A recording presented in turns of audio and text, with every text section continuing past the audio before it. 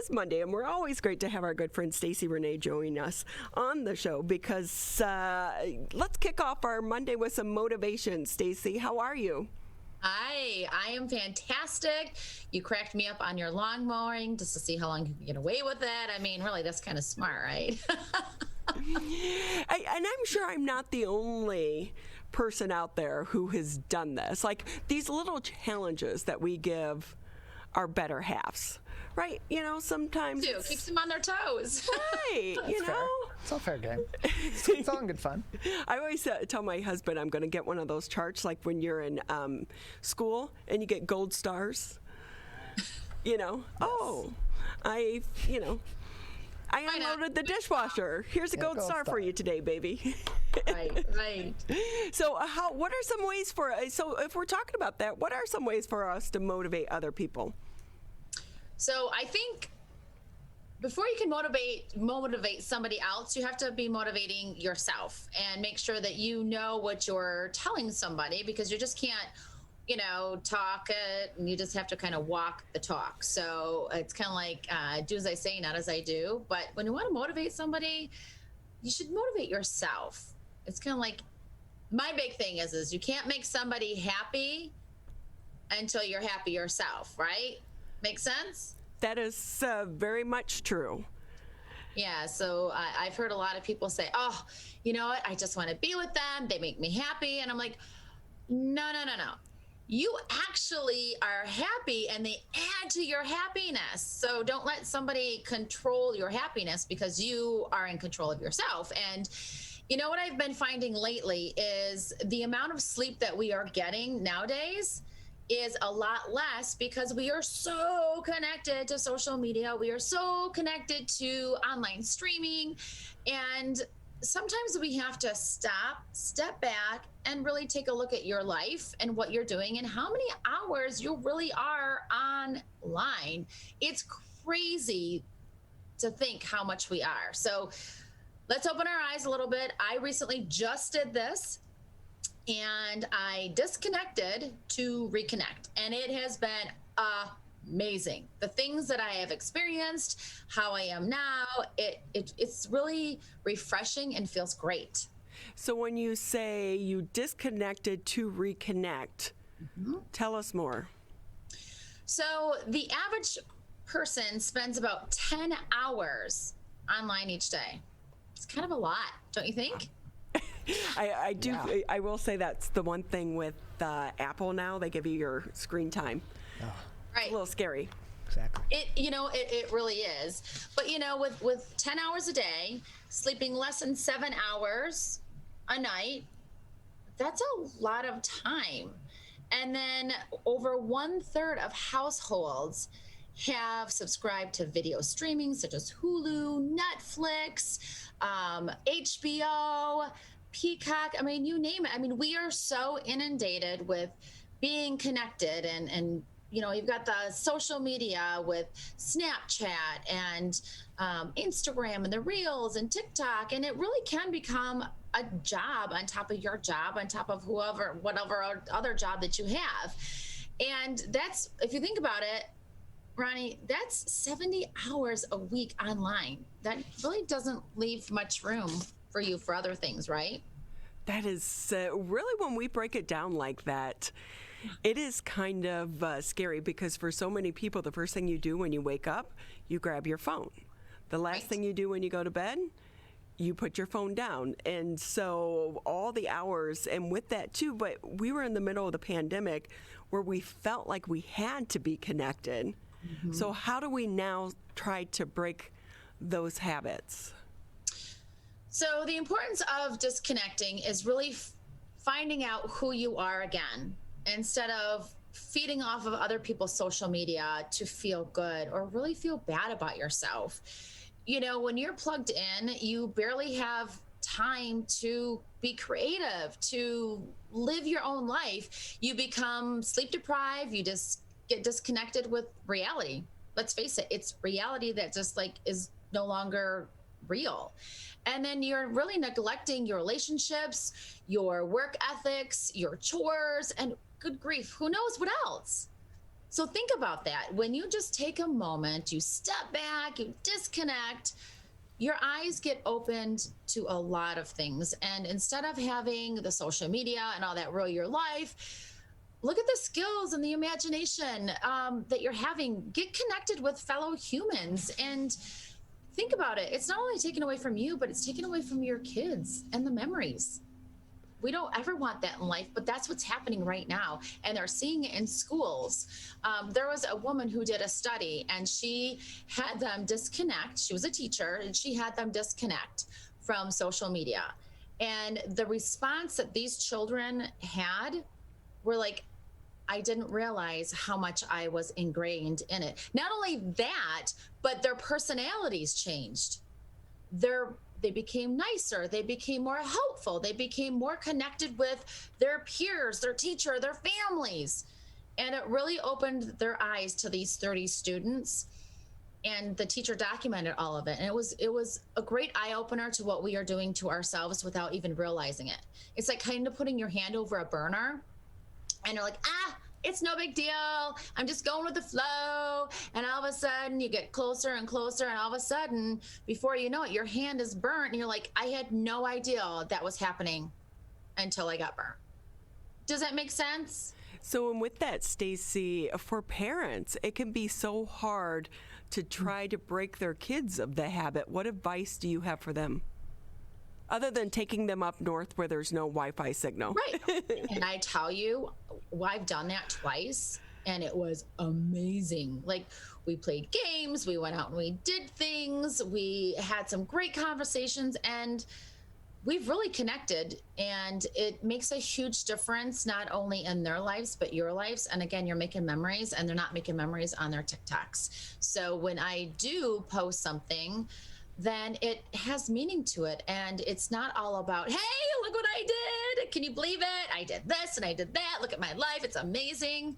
That's not why I post anymore. I post to make an impact, to make a difference, and to show my kids that life is not about everybody else. It's about us and it's about making memories. Because at the end of the day, when it's your time to check off the old clock and be 6 feet under, then what are you going to have to say for, oh, I have this, I have that. And I was on social media for how many hours a day? 17 hours, 10 hours, whatever it was. You take the memories, and that's what everybody talks about when they're at gatherings, right? So that's a huge impact. Yeah, we have these conversations sometimes as well about being present and being there to experience the moment, because when you're so busy trying to record it, you're taking away from being present. But some people will say, but I want to capture that moment so I could try to relive it. And that's fine to do that, but take a moment, do that, and then put your phone away. Because here's the thing, you did ask me a question about how do parents get away from the kids being on their social media. Parents, you're in control. You know, it's kind of like asking them to start doing chores and they think that you're the worst parent in the world, because clearly you are, because nobody else does that. And what I'm finding out is the things that I'm asking my kids to do, other parents are doing the same thing. It's just not me, but they make you feel like you're alone, that you're the only parent doing this.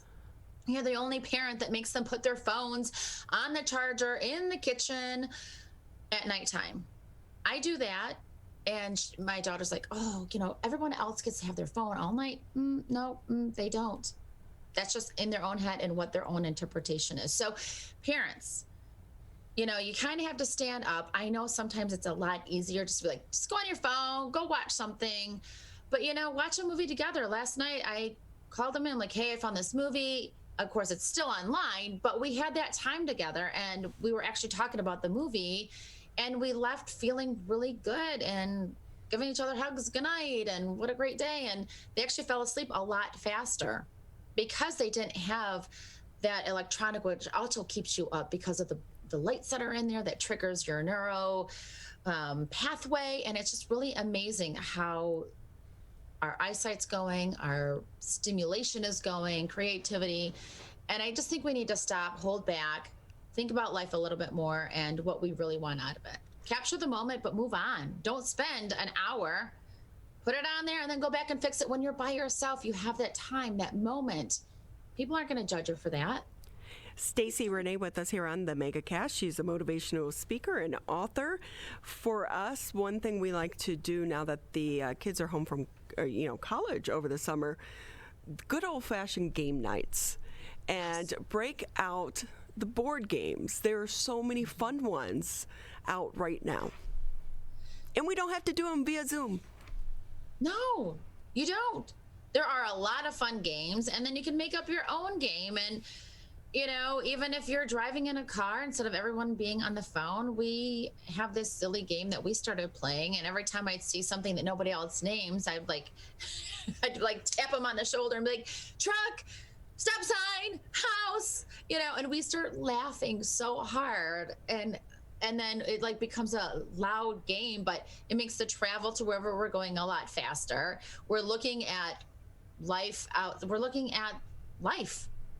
what people have in their yards, and it just makes it a lot more fun instead of us being on our devices and listening to things or tuning out and looking at life that really has no meaning.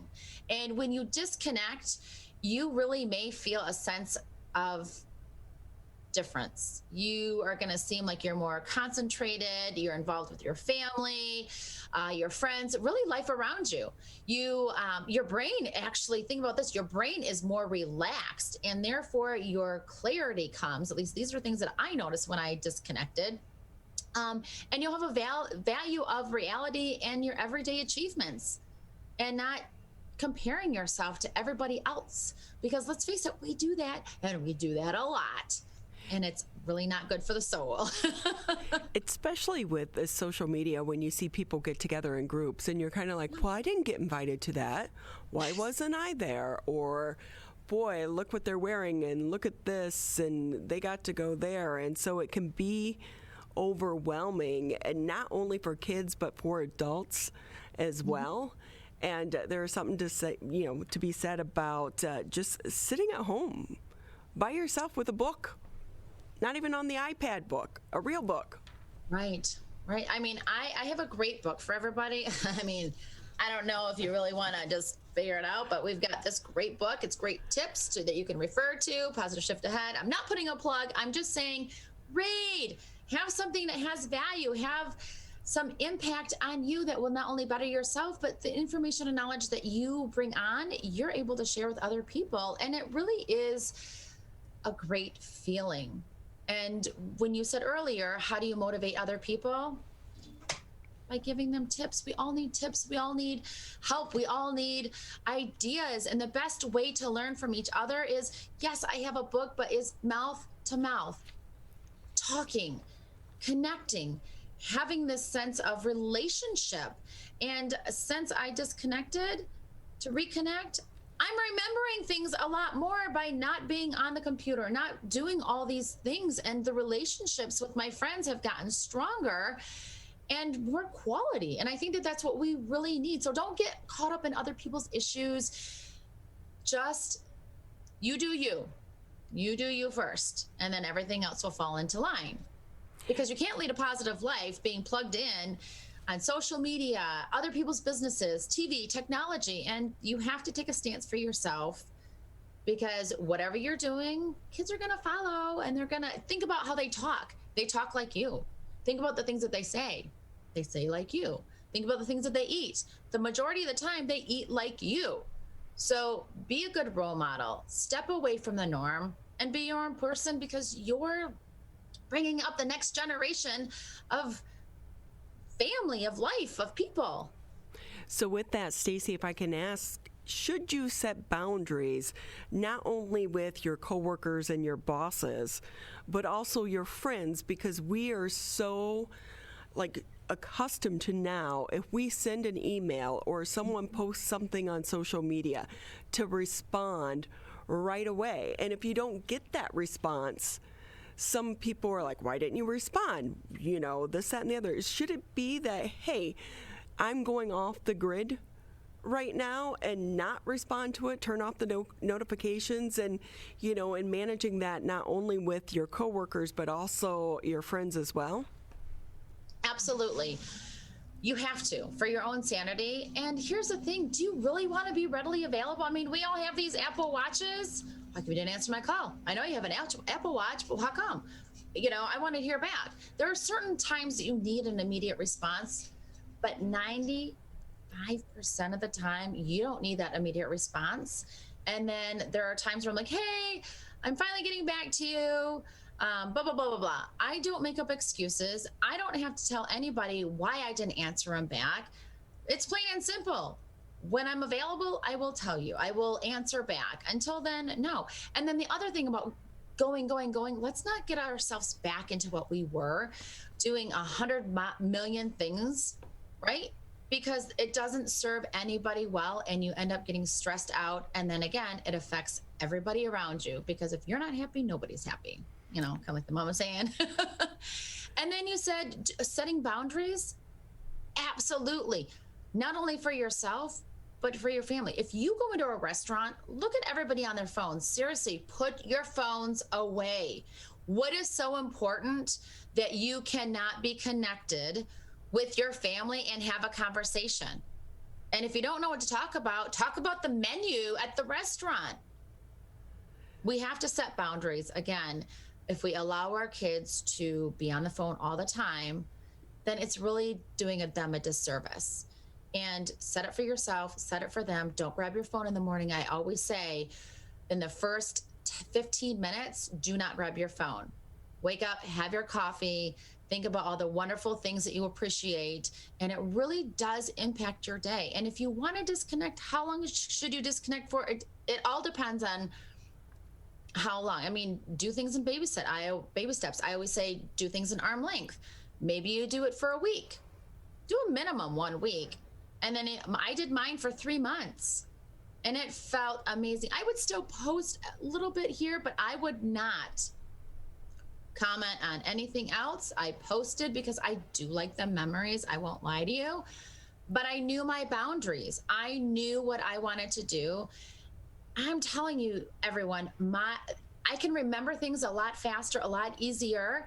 I'm quicker to have information. I can bring something in, and do I follow the news all the time? No, because that does not serve me at the time.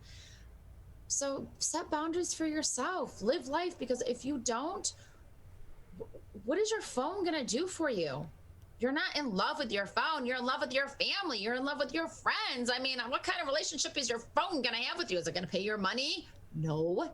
I mean, we just have to think about that a little bit outside of the box.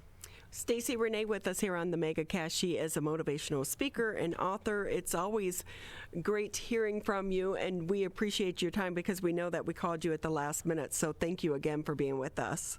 My pleasure. I appreciate it anytime.